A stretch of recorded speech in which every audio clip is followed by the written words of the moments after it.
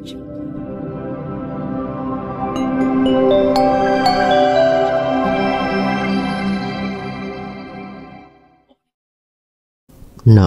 tassa bhagavato arahato sama sambuddhassa. Namo tassa bhagavato arahato sama sambuddhassa. Namo tassa bhagavato arahato sama sambuddhassa. Kalena dhamma sakacca eta manggala muttamanti. Yang saya muliakan Buddha, Dhamma, dan Sangha, para tasilani yang hadir, para romo dan ramani, para dayaka dan panitia wihara, serta yang berbahagia, Bapak Ibu, saudara-saudari semuanya, selamat malam, Namo Buddhaya. Namo Buddhaya. Bapak Ibu Saudara, hari yang penuh kebahagiaan, hari ini kita berkumpul untuk belajar Dharma Sang Buddha bersama. Ya, silahkan dilihat kertasnya masing-masing ya.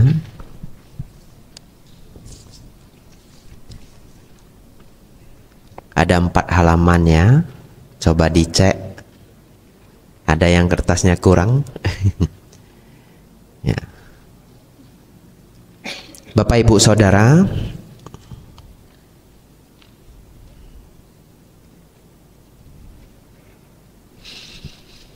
ketika Sang Buddha mendekati waktu Mahaparinibbana, ya, Mahaparinibbana itu artinya meninggal atau wafat, ya. Jadi mendekati Sang Buddha Mahaparinibbana, beliau menunjukkan ke Bante Ananda. Kenapa? Karena di atas langit para dewa menaburkan bunga-bunga surgawi. Ya, beliau meninggal umur 80 tahun seperti yang saya jelaskan kemarin malam. Lalu beliau mengatakan begini, lihatlah Ananda, para dewa-dewa menaburkan bunga-bunga surgawi. Namun sesungguhnya penghormatan tertinggi kepadaku adalah mempraktikkan ajaranku.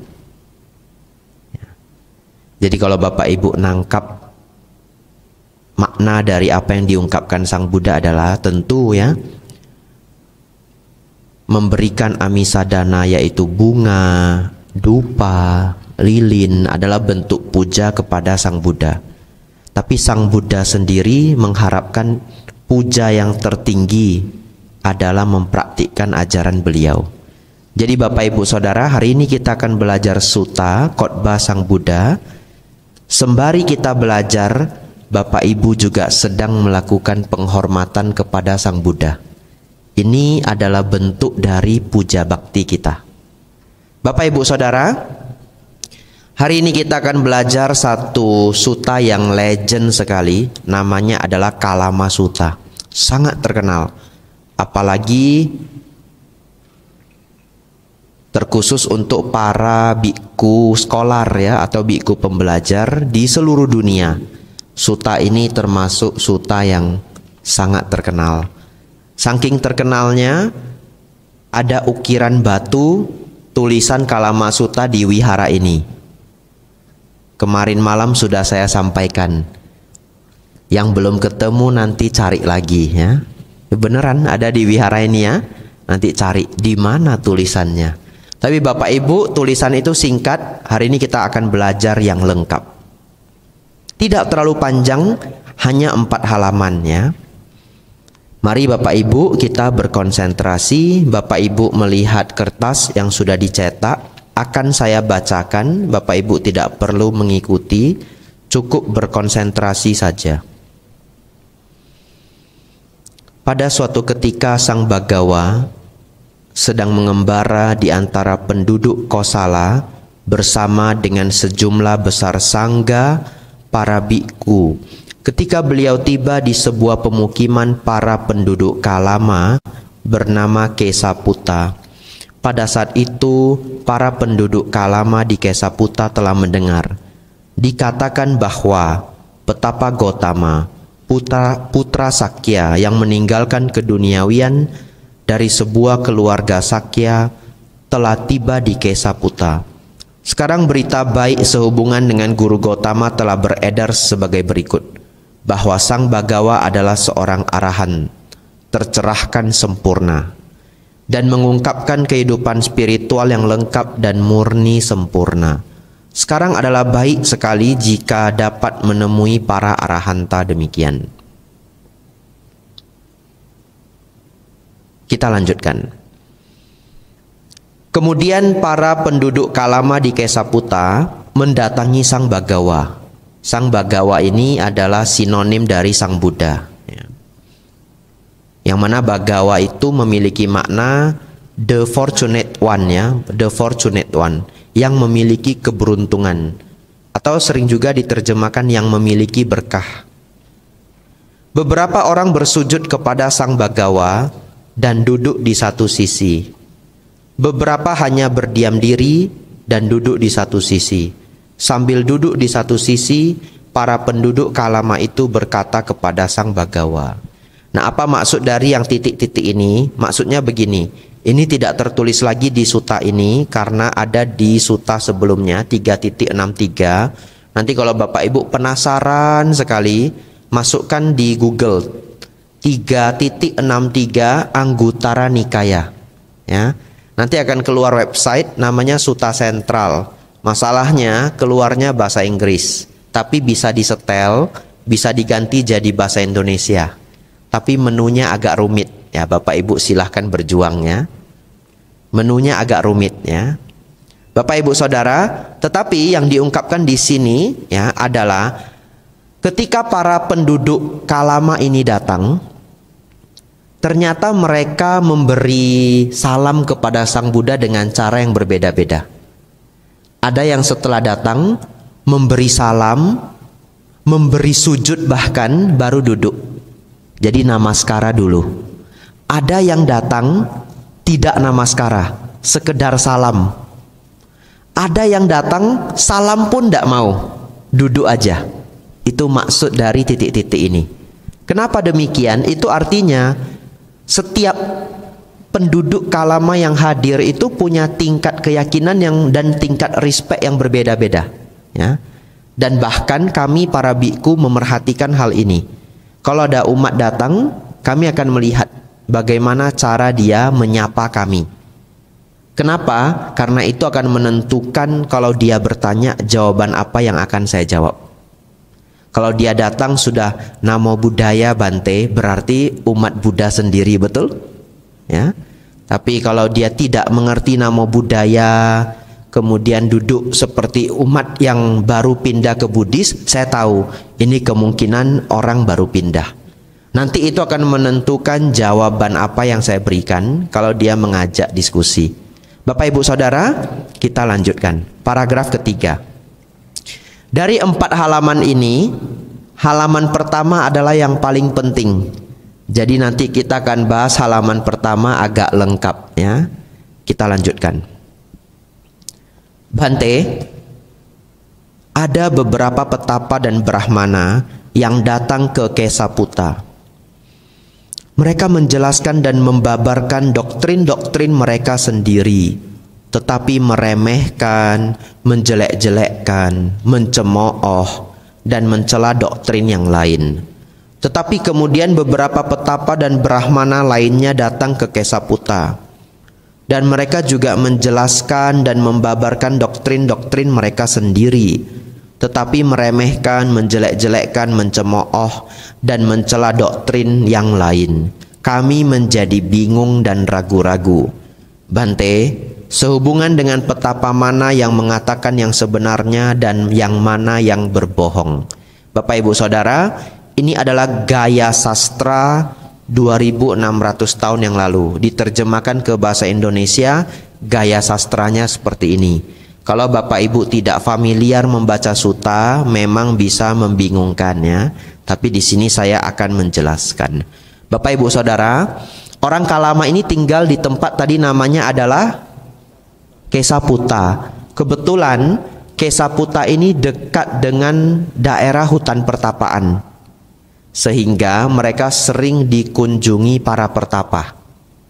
Lalu para pertapa yang mengunjungi mereka, kadang-kadang juga para pertapa ini nginap di desa Kesaputa, ya, terlebih hari Uposata. Kenapa? Karena zaman Sang Buddha, di setiap hari Uposata itu dianggap hutan menjadi sangat menyeramkan. Hari Uposata dianggap di hutan itu akan keluar makhluk-makhluk mengerikan yang bisa memakan manusia. Itu mitos di zaman Sang Buddha. Jadi kalau Ceit Capgo hari Uposata mereka tidak masuk hutan, nginap di desa.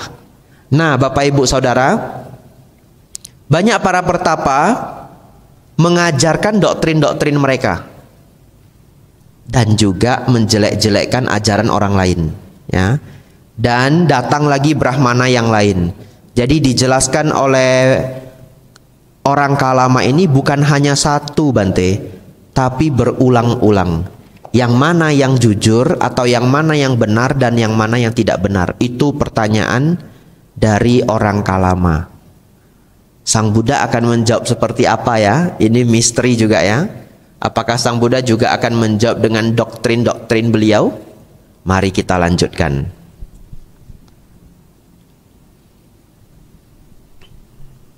Paragraf keempat. Adalah selayaknya bagi kalian untuk menjadi bingung, oh penduduk Kalama. Adalah selayaknya bagi kalian untuk menjadi ragu-ragu. Saya stop di sini. Ini jawaban yang luar biasa menurut saya. Karena para pertapa yang umumnya mereka temui sebelumnya tidak menjelaskan ini. Tapi para pertapa lainnya malahan menjawab seperti ini. Oh, sebenarnya itu yang betul seperti ini. Yang lain yang pernah kamu dengar itu keliru. Ngerti maksud saya ya? Itu kebiasaan para pertapa lain. Nah, ada satu masalah lagi sebelum saya melanjutkan kalimat berikutnya. Kalau kita melihat orang Kalama ini seperti bingung dan juga, kalau di Medan itu bahasanya jelak. Jelak itu makan kebanyakan ya, sampai tidak mau makan lagi ya. Jadi begini, orang Kalama itu karena dihujani oleh doktrin-doktrin ya, semuanya mengatakan doktrin saya yang paling benar, doktrin yang lain itu rendah dan jelek ya. Ini membawa bahaya. Kadang-kadang seseorang yang terlalu sering mendapatkan doktrin A, B, C, D, E, F, G berganti-ganti dan semuanya saling membanding-bandingkan, saling menjelek-jelekkan, bisa saja akhirnya dia main pukul rata. Apa maksudnya main pukul rata? Ndak usah ikut semuanya, pusing. Betul ya? Ndak usah ikut satupun. Nah, itu adalah salah satu bahaya dari dihujani oleh doktrin-doktrin. Bapak Ibu Saudara, di sini kita lanjutkan ya, paragraf keempat. Nanti saya jelaskan lagi. Paragraf keempat. Adalah selayaknya bagi kalian untuk menjadi bingung, oh penduduk Kalama. Adalah selayaknya bagi kalian untuk menjadi ragu-ragu. Keragu-raguan telah muncul dalam diri kalian sehubungan dengan suatu persoalan yang membingungkan. Marilah, oh para penduduk Kalama, jangan menuruti tradisi lisan, ajaran turun-temurun, kabar angin, kumpulan teks, logika, penalaran, pertimbangan, dan penerimaan pandangan setelah merenungkan. Pembabar yang tampaknya cukup kompeten, atau karena kalian berpikir betapa itu adalah guru kami. Tetapi ketika penduduk Kalama kalian mengetahui untuk diri kalian sendiri hal-hal ini adalah tidak bermanfaat, hal-hal ini adalah tercela, hal-hal ini dicela oleh para bijaksana, hal-hal ini jika diterima dan dijalankan akan mengarah menuju bahaya dan penderitaan, maka kalian harus meninggalkannya. Ada yang bingung? Ya, ada yang paham, ada yang ragu, begitu ya Bapak Ibu Saudara. Baik, saya menjelaskan. Jadi Sang Buddha mengiyakan mereka dan juga memberi petunjuk bahwa keraguan-raguan yang Anda miliki itu wajar terjadi. Kenapa Bapak Ibu? Kenapa keraguan-raguan itu wajar saja, malahan baik? Karena Bapak Ibu,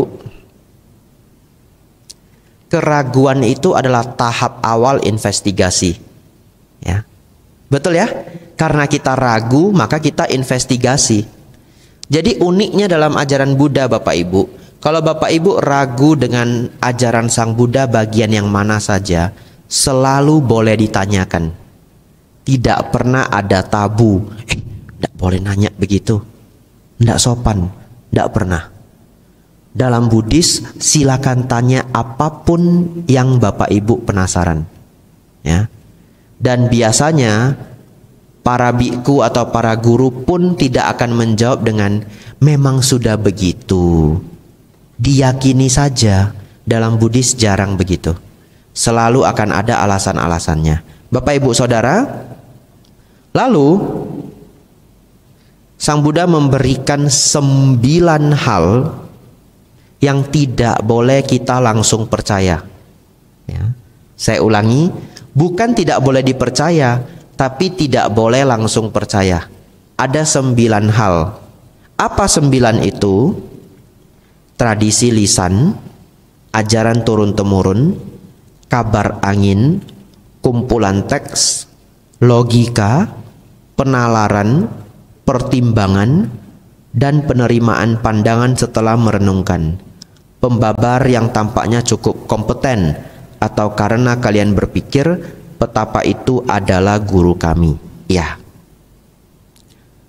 Bapak Ibu Saudara, tapi kalau kita pelajari kalimat yang baru saja kita bacakan ini, ya kita sendiri juga belajar dari salah satu dari 9 ini. Betul ya? Coba renungkan. Kita belajar Dhamma dari siapa? Dari para guru. Dari buku-buku, dari kitab suci, sutta, dari teks. Jadi maksud dari paragraf ini adalah bukan tidak boleh percaya 9 ini, tapi tidak boleh langsung percaya. Setelah didengar pun nalar masih harus jalan ya. Lalu saya jelaskan sedikit. Untuk 4 yang pertama, tradisi lisan.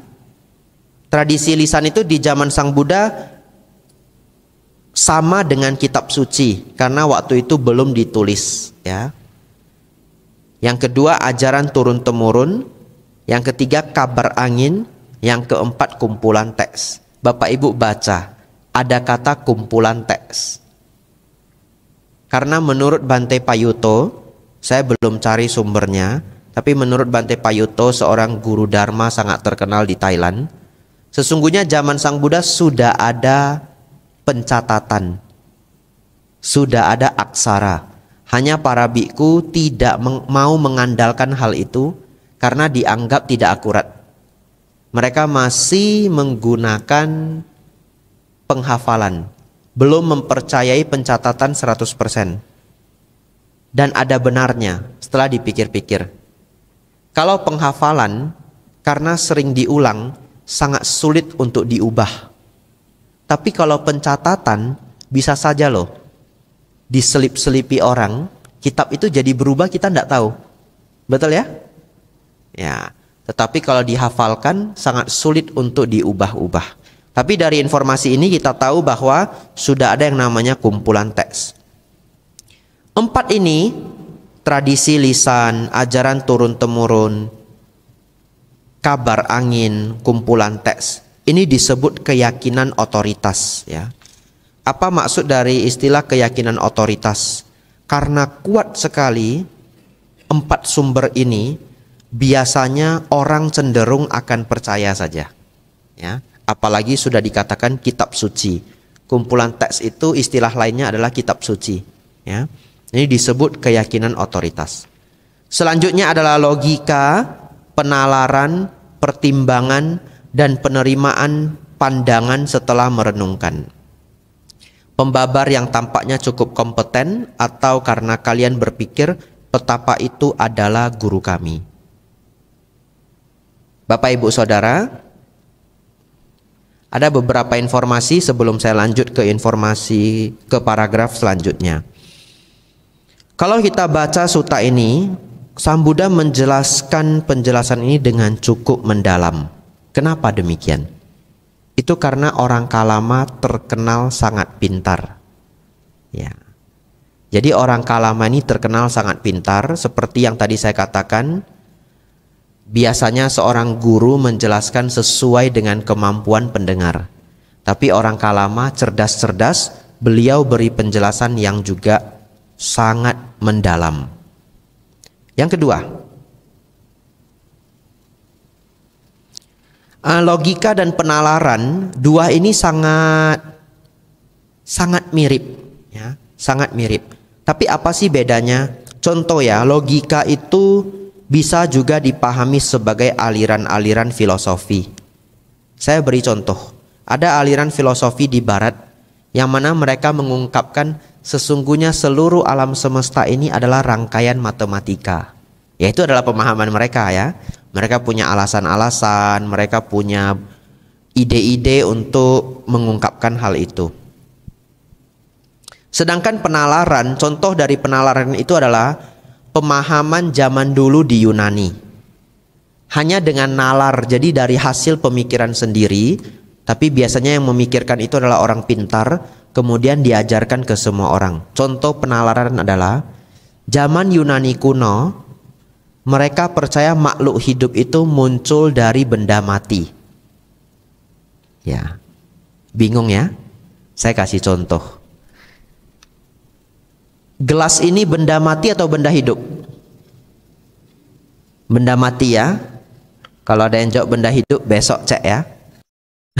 Ya, cek matanya, mungkin kacamatanya minus ya. Bapak Ibu Saudara, ini di zaman Yunani bisa jadi benda hidup. Ini bisa jadi kodok. Ya beneran. Gimana caranya? Mereka percaya bahwa makhluk hidup itu muncul dari makhluk mati. Contoh, ada sebuah kolam. Kolam itu kita lempari batu.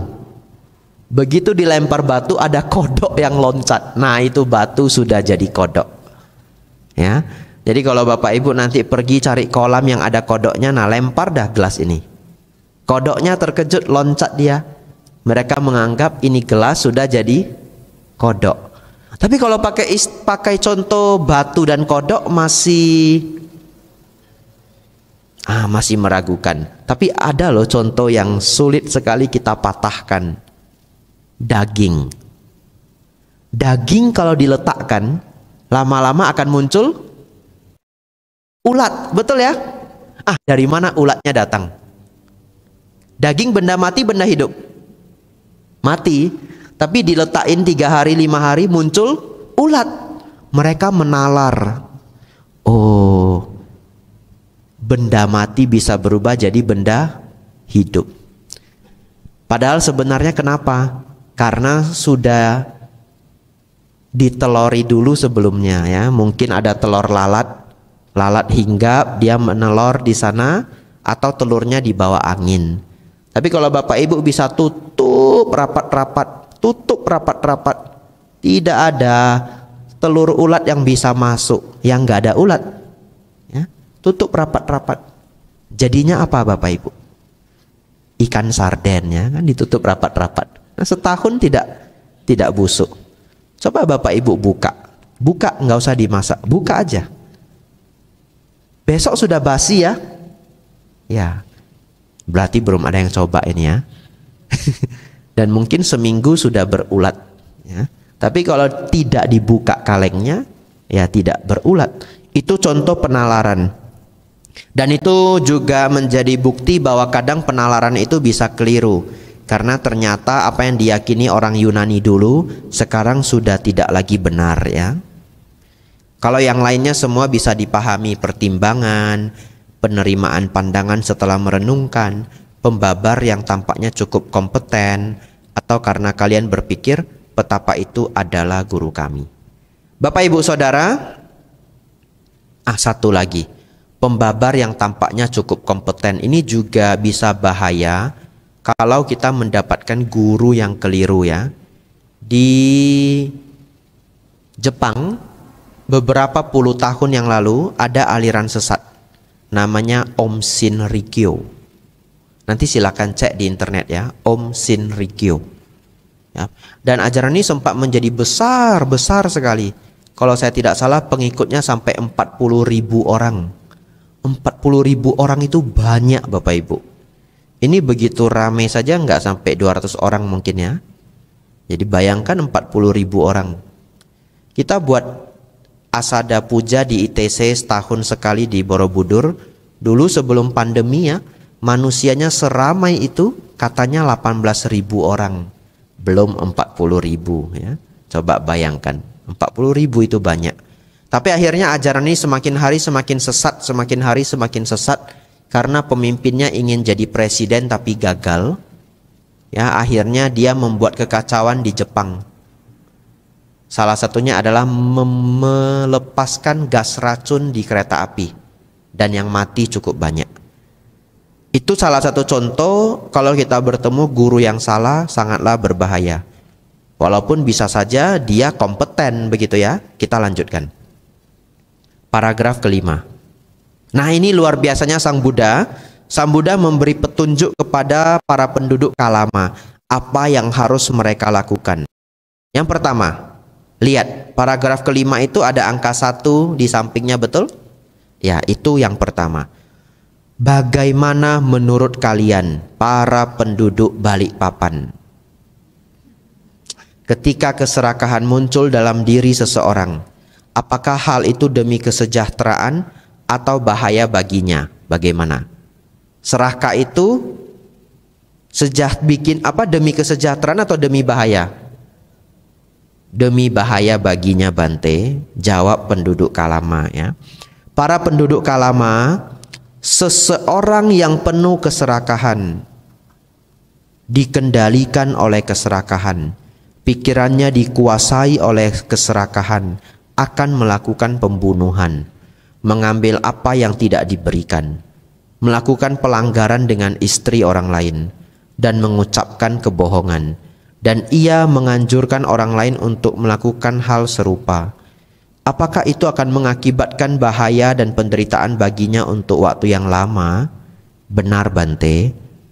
Bagaimana menurut kalian para penduduk Kalama? Ketika kebencian muncul dalam diri seseorang, apakah hal itu demi kesejahteraan atau bahaya baginya? Demi bahaya baginya Bante. Para penduduk Kalama, seseorang yang penuh kebencian, dikendalikan oleh kebencian, pikirannya dikuasai oleh kebencian, akan melakukan pembunuhan. 3 titik ini artinya mengulang paragraf sebelumnya ya. Ia akan melakukan pembunuhan, pencurian ya, curang dengan istri orang lain, dan seterusnya. Dan ia menganjurkan orang lain untuk melakukan hal serupa. Apakah itu akan mengakibatkan bahaya dan penderitaan baginya untuk waktu yang lama? Benar Bante. Bagaimana menurut kalian para penduduk Kalama, ketika moha muncul dalam diri seseorang, apakah hal itu demi kesejahteraan atau bahaya baginya? Demi bahaya baginya Bante. Para penduduk Kalama, seseorang yang penuh delusi atau moha, dikendalikan oleh moha kebodohan batin, pikirannya dikuasai oleh kebodohan batin, akan melakukan pembunuhan, pencurian, curang dengan istri orang lain, dan seterusnya. Dan ia menganjurkan orang lain untuk melakukan hal serupa. Apakah itu akan mengakibatkan bahaya dan penderitaan baginya untuk waktu yang lama? Benar Bante. Jadi Sang Buddha mengajak para penduduk Kalama untuk menyadari bahwa apapun yang membawa pada dosa loba moha, atau kalau di sini loba dosa moha, keserakahan, kebencian, kebodohan batin itu membawa bahaya. Betul ya? Kita lanjutkan. Bagaimana menurut kalian para penduduk Kalama? Apakah hal-hal ini adalah bermanfaat atau tidak bermanfaat? Tidak bermanfaat, Bante. Tercela atau tidak tercela? Tercela, Bante. Dicela atau dipuji oleh para bijaksana? Dicela oleh para bijaksana, Bante. Jika diterima dan dijalankan, apakah hal-hal ini mengarah menuju bahaya dan penderitaan atau tidak? Atau bagaimanakah kalian menganggapnya? Mereka menjawab, jika diterima dan dijalankan, maka hal-hal ini akan mengarah menuju bahaya dan penderitaan. Demikianlah kami menganggapnya. Bapak Ibu Saudara bisa melihat Sang Buddha bertemu dengan penduduk yang cerdas dan beliau mengajar dengan pola diskusi. Betul ya? Ya, beliau mengajar dengan pola diskusi ketika bertemu mereka yang cerdas. Kita lanjutkan. Demikianlah para penduduk Kalama ketika kami berkata, marilah para penduduk Kalama, jangan menuruti tradisi lisan, titik. Artinya yang tadi 9 tadi. Tetapi ketika kalian mengetahui untuk diri kalian sendiri, hal-hal ini adalah tidak bermanfaat, hal-hal ini adalah tercela, hal-hal ini dicela oleh para bijaksana, hal-hal ini jika dijalankan dan dipraktikkan akan mengarah menuju bahaya dan penderitaan, maka kalian harus meninggalkannya. Adalah karena alasan ini maka hal ini dikatakan. Baik, sejauh ini kita flashback sedikit. Apa maksud dari ajaran Sang Buddha sejauh ini? Maksudnya adalah, kalau kita melihat yang 9 tadi,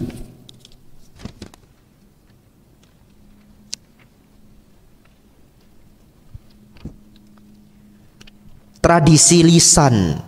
Kalau sebuah tradisi Bapak Ibu, setiap suku, setiap bangsa ada tradisi masing-masing. Kalau tradisi itu membawa pada loba dosa moha, harus kita tinggalkan, ya. Harus kita tinggalkan. Ada sebuah desa, nanti cari di Google, saya lupa nama desanya. Mereka punya tradisi.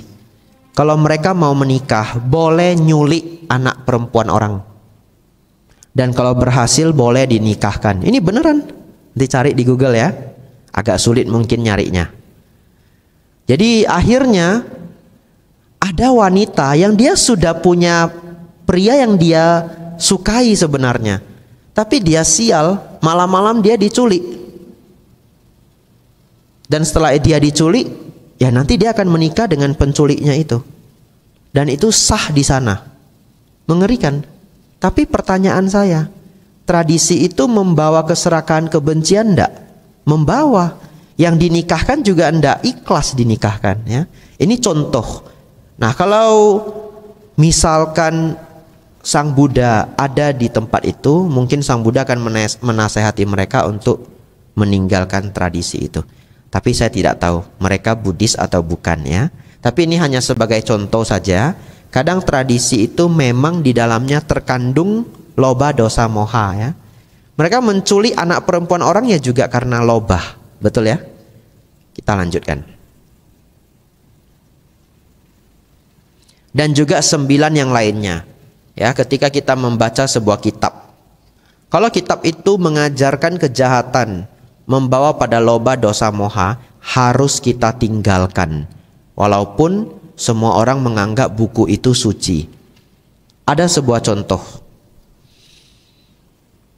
Ketika itu saya masih SMP, saya membaca majalah namanya Intisari. Ada yang tahu ya, majalah Intisari. Sekarang masih ada enggak? Sudah enggak ada ya. Ada yang jawab masih, ada yang enggak ya. Enggak tahu saya ya. Sudah digital mungkin sekarang. Bapak Ibu Saudara, di Intisari yang saya baca itu ada sebuah artikel mengenai ajaran setan. Jadi ada seorang anak umur 9 tahun, dia ikut ajaran setan ini. Keluarganya enggak tahu. Keluarganya enggak tahu dia ikut agama setan. Namanya anak umur 9 tahun, bagaimana memilih apa yang baik, apa yang tidak baik. Betul ya? Akhirnya anak umur 9 tahun ini semakin belajar, dan mereka yang menganut ajaran setan ini punya kebiasaan sampai hari ini masih ada.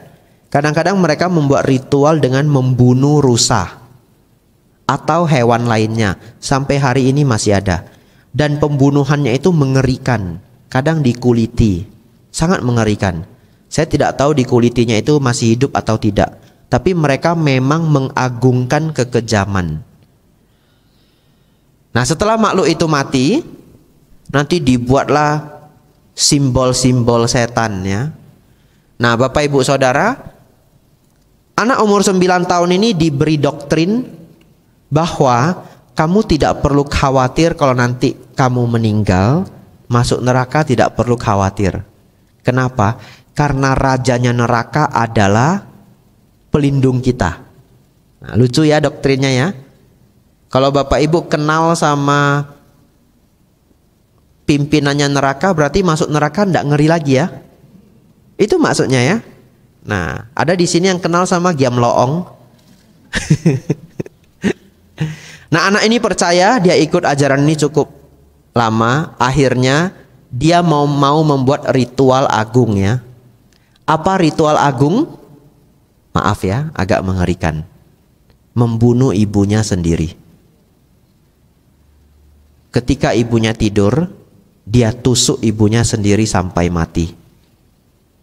Itulah mengerikannya sebuah doktrin yang keliru ya. Bapak Ibu Saudara, lindungi anak-anak Bapak Ibu, ajarkan dhamma. Jangan punya konsep anak biar aja mau belajar agama apa, pilihan dia sendiri. Wah, anaknya masih umur 8 tahun disuruh pilih sendiri, bagaimana milih sendiri? Betul ya?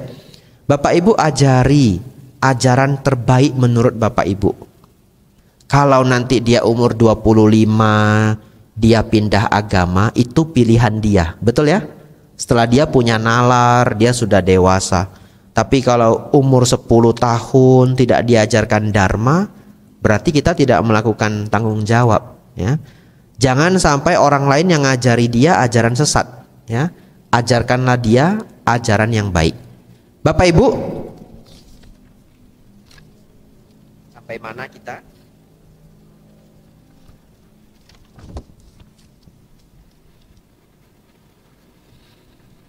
Halaman 3.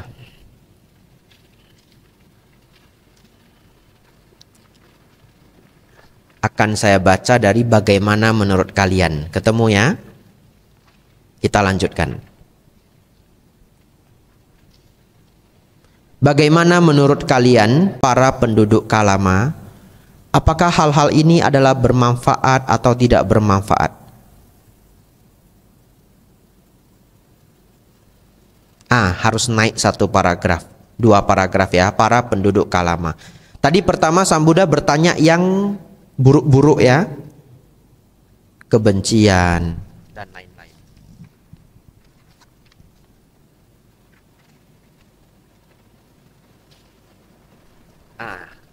Halaman 2 masih ya.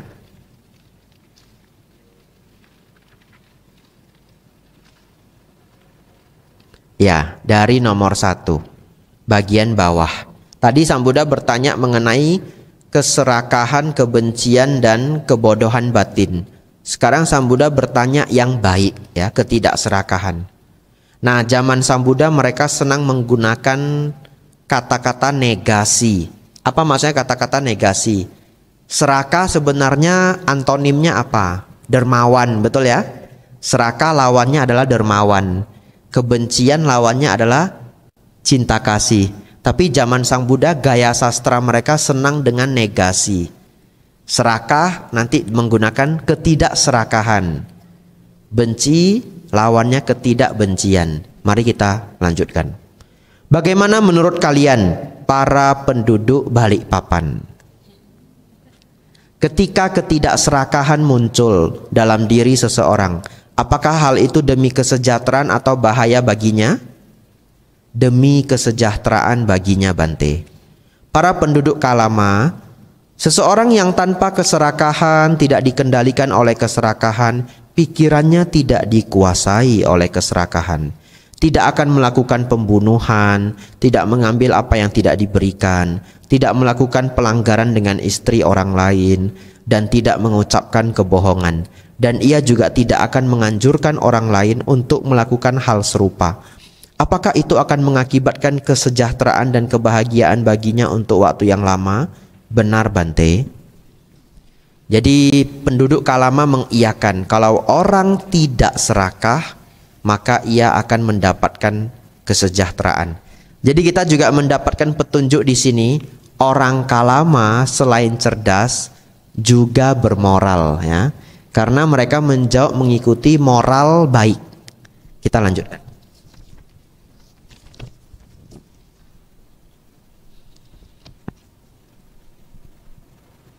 Bagaimana menurut kalian, para penduduk Kalama, ketika ketidakbencian muncul dalam diri seseorang, apakah hal itu demi kesejahteraan atau bahaya baginya? Demi kesejahteraan baginya, Bante. Para penduduk Kalama, seseorang yang tanpa kebencian, tidak dikendalikan oleh kebencian, pikirannya tidak dikuasai oleh kebencian, tidak akan melakukan pembunuhan, dan seterusnya. Dan ia juga tidak akan menganjurkan orang lain melakukan hal serupa. Apakah itu akan mengakibatkan kesejahteraan dan kebahagiaan baginya untuk waktu yang lama? Benar, Bante. Bagaimana menurut kalian para penduduk Kalama ketika ketidakdelusian muncul dalam diri seseorang?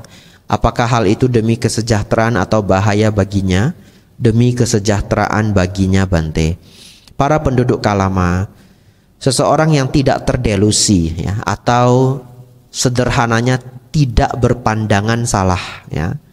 Contoh pandangan salah apa? Anak kecil yang ikut aliran setan tadi, ya, berpandangan salah. Kasihan, ya, dia jadi kehilangan ibu seumur hidupnya, melakukan garuka kama, ya, aku salah garuka kama, membunuh ibu sendiri. Padahal dia tidak paham, tapi tidak paham pun karma tetap berjalan, ya. Bapak Ibu mau percaya listrik itu bisa nyetrum ataupun tidak, Bapak Ibu colokkan tangan di lubang listrik itu tetap akan tersetrum, ya. Nggak ada istilah kan saya tidak percaya, tidak percaya listrik itu nyetrum, ya tetap mati juga, ya. Percaya tidak percaya listrik itu tetaplah nyetrum. Bapak Ibu percaya tidak percaya hukum karma tetap berjalan, ya. Hukum karma tetap berjalan. Dan ia juga tidak akan menganjurkan orang lain untuk melakukan hal serupa. Apakah itu akan mengakibatkan kesejahteraan dan kebahagiaan baginya untuk waktu yang lama? Benar, Bante. Bagaimana menurut kalian, para penduduk Kalama? Apakah hal-hal ini adalah bermanfaat atau tidak bermanfaat? Bermanfaat, Bante. Tercela atau tidak tercela? Tidak tercela, Bante. Dicela atau dipuji oleh para bijaksana? Dipuji oleh para bijaksana, Bante. Jika diterima dan dijalankan, apakah hal-hal ini mengarah menuju kesejahteraan dan kebahagiaan atau tidak? Atau bagaimanakah kalian menganggapnya? Jika diterima dan dijalankan, maka hal-hal ini akan mengarah menuju kesejahteraan dan kebahagiaan. Demikianlah kami menganggapnya. Demikianlah para penduduk Kalama. Ketika kami berkata, marilah para penduduk Kalama, jangan menuruti tradisi lisan dan seterusnya. Tetapi ketika kalian mengetahui untuk diri kalian sendiri, hal-hal ini adalah bermanfaat, hal-hal ini adalah tidak tercela, hal-hal ini dipuji oleh para bijaksana, hal-hal ini jika dijalankan dan dipraktikkan akan mengarah menuju kesejahteraan dan kebahagiaan, maka kalian harus hidup sesuai dengannya. Adalah karena alasan ini maka hal ini dikatakan. Saya stop dulu sampai di sini. Bapak Ibu Saudara, jadi kita belajar dari Sang Buddha hari ini, apa yang menjadi filter kita sebuah ajaran itu baik atau tidak baik. Filternya adalah dosa loba moha, ya. Mau apapun sumbernya, mau siapapun yang menceritakannya, kalau sudah mengarah pada dosa loba moha, tinggalkan. Saya beri contoh satu lagi. Sekitaran setahun lebih yang lalu ada sebuah masalah di Thailand. Waktu itu saya Sepertinya saya masih di Thai, jadi berarti sudah hampir 2 tahun. Ya, ada seorang biku yang melakukan ritual bunuh diri. Ya, mungkin beberapa ada yang membaca. Dan biku ini sudah merencanakannya untuk waktu yang lama. Jadi dia sudah membuat itu ya, kalau tidak salah namanya guillotine ya, yang untuk hukum pancung seperti di film-film Eropa, yang pisaunya jatuh begini. Dia buat sendiri, dia desain sendiri, dan ketika waktunya dia gunakan sendiri dan dia mati. Dan ini masuk berita internasional bahkan. Karena waktu itu saya ada di sana, ada di Thailand, jadi saya nanya teman saya, sebenarnya apa yang terjadi? Karena saya sendiri jarang nonton berita Thai. Sudah lama saya tidak mengikuti berita terlalu banyak, karena makin diikuti makin stres, ya. Dan tidak ada kepentingan saya juga untuk banyak membaca berita. Kalau saya berita yang saya tahu itu yang sangat-sangat headline, yang sangat-sangat headline saya tahu. Tapi kalau yang sekedar-sekedar saya sudah tidak tahu.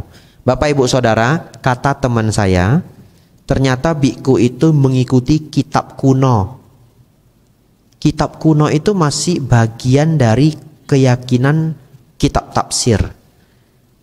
Padahal kitab kuno itu sebenarnya 300 tahun yang lalu sudah di-ban oleh kerajaan Thailand. Entah bagaimana dia bisa ketemu bukunya. Dan dia percaya kalau dia melakukan ritual pancung itu, dia mengorbankan dirinya demi kebaikan dhamma. Tidak tahu doktrinnya seperti apa. Nah, ini orang tidak ikut filter. Kalau Anda bunuh diri mati, bagaimana meditasi mencapai nibbana? Betul enggak? Tidak masuk akal.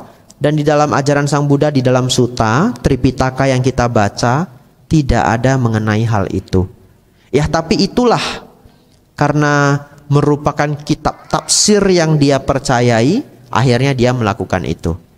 Kalau Sang Buddha masih hidup, pasti itu digolongkan sebagai praktik kebodohan, ya. Oleh karena itu Bapak Ibu, kapanpun Bapak Ibu menemukan buku, kitab, ya, walaupun mungkin berlabel, bahkan berlabel ajaran Buddha, gunakanlah filter ini. Ikuti yang adosa, aloba, amoha, yang membawa pada meta, karuna, mudita, upekha. Tapi kalau membawa pada adosa, aloba, amoha, kalau membawa pada loba, dosa, moha, tinggalkan, ya. Kita lanjutkan. Kemudian para penduduk Kalama, siswa mulia itu yang hampa dari kerinduan. Maksudnya hampa dari keinginan. Karena kemarin kita sudah belajar nafsu, keinginan itu membawa pada dukkha, ya. Jadi beliau sedang memberi contoh kalau seseorang telah menjadi mulia, batinnya telah menjadi luhur, ini loh ciri-cirinya, ya. Hampa dari kerinduan, hampa dari niat buruk, tidak bingung, memahami dengan jernih, penuh perhatian, berdiam dengan meliputi satu arah, dengan pikiran yang dipenuhi dengan meta, cinta kasih, dengan dipenuhi dengan karuna, belas kasihan, dengan pikiran yang dipenuhi dengan kegembiraan altruistik atau mudita. Altruistik itu adalah perbuatan kedermawanan, ya. Dalam bahasa akademik sering disebut altruism atau altruistik. Dengan pikiran yang dipenuhi dengan keseimbangan atau upekha. Demikian pula dengan arah kedua, ketiga dan keempat. Demikian pula ke atas, ke bawah dan ke sekeliling, dan ke segala penjuru, dan kepada semua makhluk seperti kepada diri sendiri. Ia berdiam dengan meliputi seluruh dunia dengan pikiran yang dipenuhi dengan keseimbangan, luas, luhur, tanpa batas, tanpa permusuhan, tanpa niat buruk. Bapak Ibu Saudara, di sini luar biasa sekali ungkapan ini. Jadi kalau seseorang disebut suci, disebut mulia, ya, disebut suci itu harus punya karakter ini. Jadi kalau satu hari Bapak Ibu diajak teman sampai ke tempat yang jauh, tiba di sana semua orang sedang menghormat pada satu sosok dan semua orang mengatakan itu orang suci. Kamu beruntung loh bisa ketemu dia. Dia jarang loh ke Indonesia. Itu orang suci loh. Ayo kita minta berkah. Ya. Dan sampai zaman ini hal-hal seperti itu masih ada. Ya.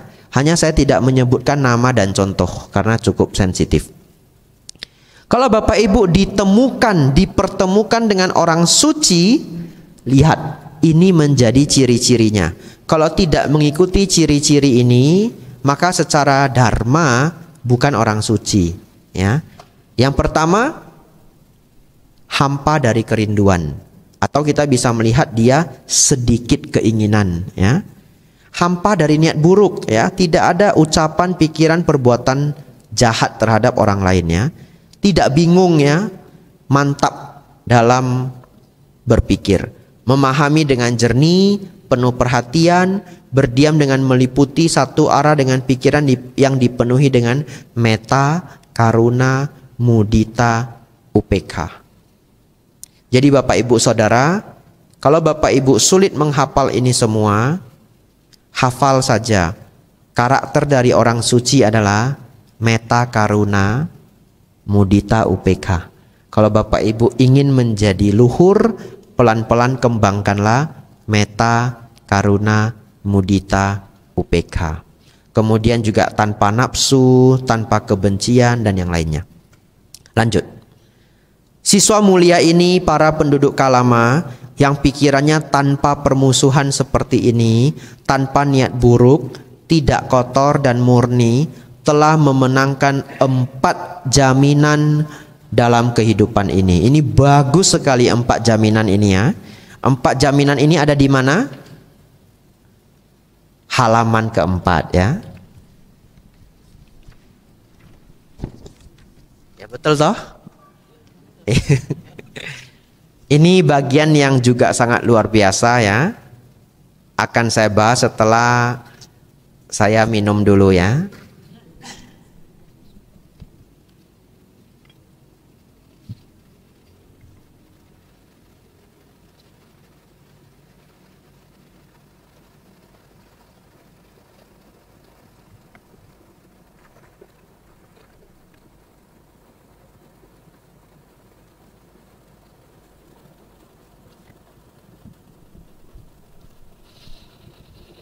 Bapak Ibu Saudara, bagian terakhir ini sangat indah, benar-benar logika yang luar biasa, benar-benar ajaran yang luar biasa.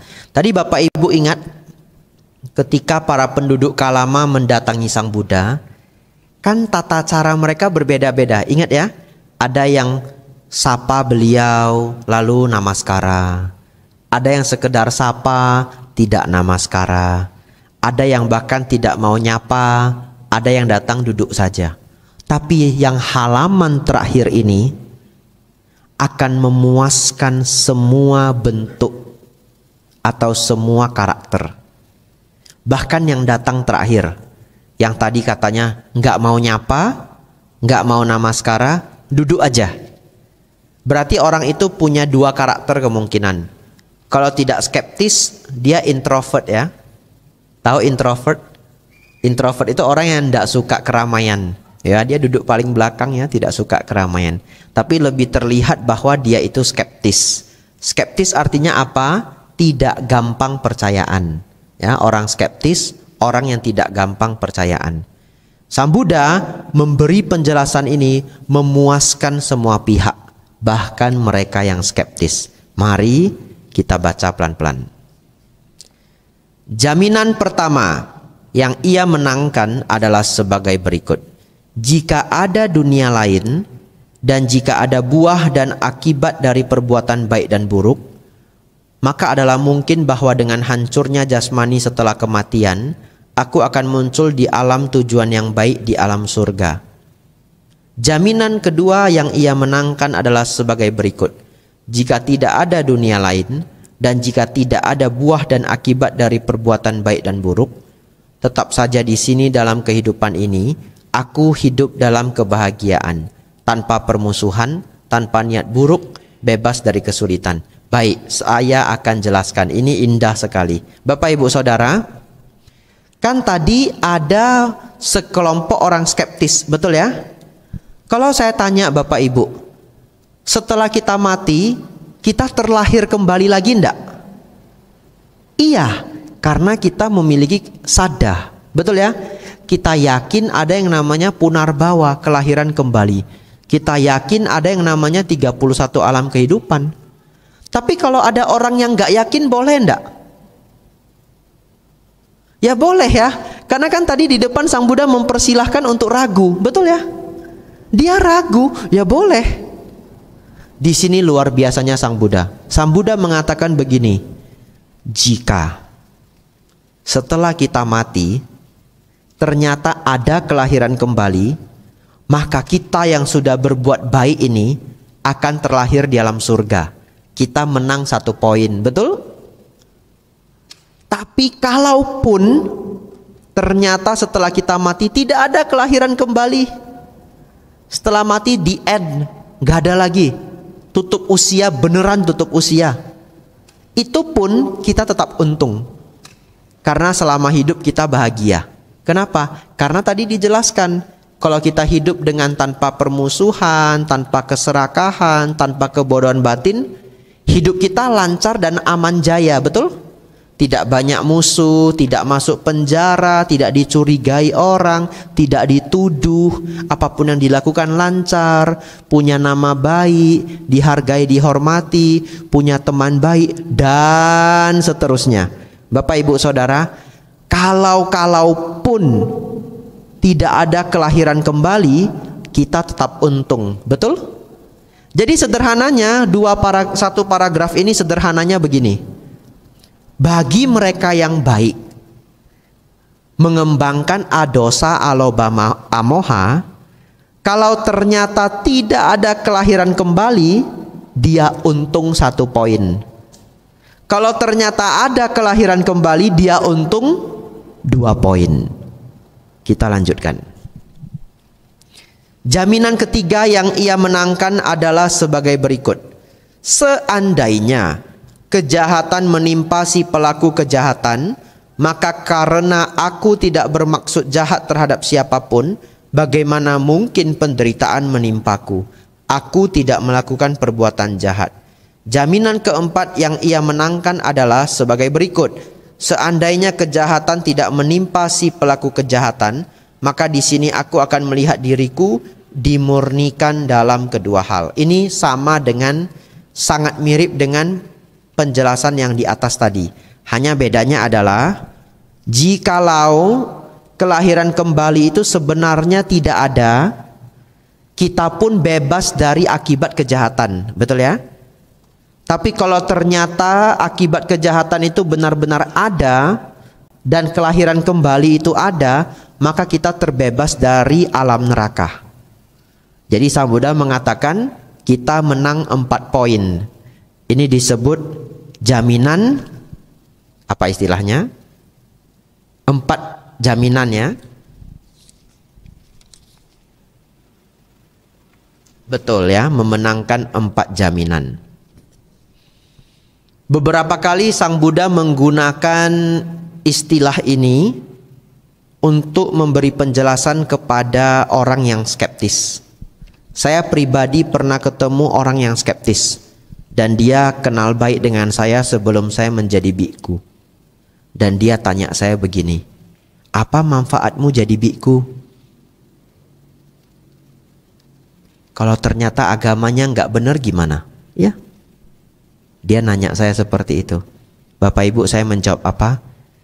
Sejauh ini saya menjadi biku bahagia. Jadi benar nggak benar saya nggak rugi. Saya jawab begitu ya. Nah, ini jawaban untuk dia. Jadi kalau bertemu orang skeptis, kita menggunakan logika orang skeptis. Kalau selama saya menjadi biku tidak menderita, kulit saya tidak sakit, mental saya tidak sakit, berarti kan saya tidak ada rugi ya. Tapi kalau ternyata kelahiran kembali itu ada, saya menang jackpot Bapak Ibu. Betul ya? Karena saya sudah menjaga sila dengan sedemikian baik dan selalu mengajarkan orang lain, ayo mari rajin berbuat baik. Bapak Ibu Saudara, ini analogi atau penjelasan Sang Buddha yang sangat saya sukai. Nanti kalau Bapak Ibu senang dengan bagian ini, pulang dibaca-baca lagi. Ya, kita lanjutkan. Sudah mau habis ini ya.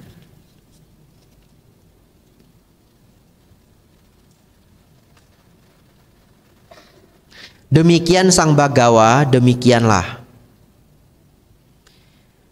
yang sempurna, siswa mulia ini, yang pikirannya tanpa permusuhan seperti ini, tanpa niat buruk, tidak kotor dan murni, telah memenangkan 4 jaminan dalam kehidupan ini.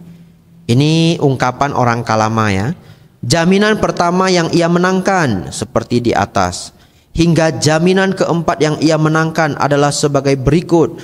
Seandainya kejahatan tidak menimpa si pelaku kejahatan, maka di sini aku akan melihat diriku dimurnikan dalam kedua hal. Siswa mulia ini Bante, yang pikirannya tanpa permusuhan seperti ini, tanpa niat buruk, tidak kotor dan murni, telah memenangkan 4 jaminan ini dalam kehidupan ini. Bagus sekali Bante, sadu Bante, sadu Bante. Kami berlindung kepada Sang Bagawa, kepada Dhamma dan kepada Sangga. Budang saranang gacami, Dhammang saranang gacami, Sanggang saranang gacami. Sudilah Sang Bagawa menganggap kami sebagai umat-umat awam yang telah menerima perlindungan sejak hari ini hingga akhir hidup kami. Bapak Ibu Saudara, semua umat Kalama jadi murid Sang Buddha. Ini ungkapannya. Tidak setiap suta ditutupi dengan ungkapan ini. Jadi Bapak Ibu jangan berpikir setiap orang ketemu Sang Buddha lalu menjadi murid Sang Buddha. Enggak. Ada yang enggak ngefek. Setelah Sang Buddha menjelaskan panjang begini, dia menjawab begini. Ya baik Sang Buddha, baik, saya masih banyak pekerjaan, sudilah saya meninggalkan tempat. Ada yang seperti itu. Ya, jadi tidak semua menerima Sang Buddha sebagai guru. Bapak Ibu saudara-saudari, Bapak Ibu bisa melihat bahkan dari semua sebegitu panjang sutta ini penjelasan Sang Buddha kepada orang Kalama begitu kagum pada ungkapan yang terakhir ya, 4 kemenangan. Sampai-sampai mereka mengulang ini. Lalu mereka mengucapkan sadu Bante, sadu Bante, sadu Bante, budang saranang gacami, Dhammang saranang gacami, Sanggang saranang gacami. Jadi Bapak Ibu sekarang sudah tahu kenapa Wisudi mengucapkan Buddha, Dhammang, Sanggang saranang gacami. Niru orang ini ya, niru orang-orang zaman Sang Buddha. Tidak hanya orang Kalama, orang-orang lain kalau kagum ingin jadi murid Sang Buddha, dia ungkapkan ini. Bapak Ibu Saudara, sudah kita habiskan Kalama Sutta pas 1 jam. Tadi mulainya 7.50, habisnya 8.50. Selamat Bapak Ibu, Anda telah memenangkan 4 jaminan ya. Ya, sadu, sadu, sadu. Kalau ternyata kelahiran kembali itu ada, masuk surga semuanya ya. Ya. Setelah ini kita tanya jawab, silahkan.